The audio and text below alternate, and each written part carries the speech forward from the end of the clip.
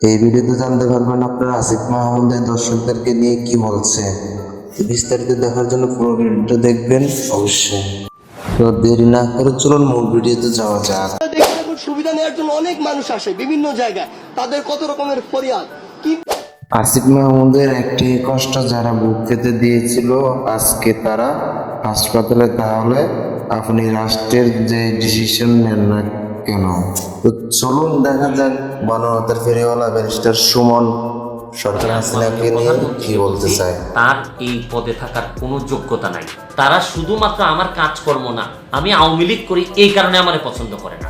এখন এদেরকে পছন্দ আবারও বিমানবন্দরের নাম চেঞ্জ করা হচ্ছে।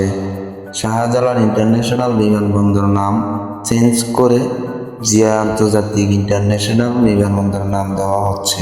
প্রতিবার সরকার চেঞ্জ হবে আর তারা নাম চেঞ্জ করবে, এই কথা বলেছেন আসিফুর রহমান।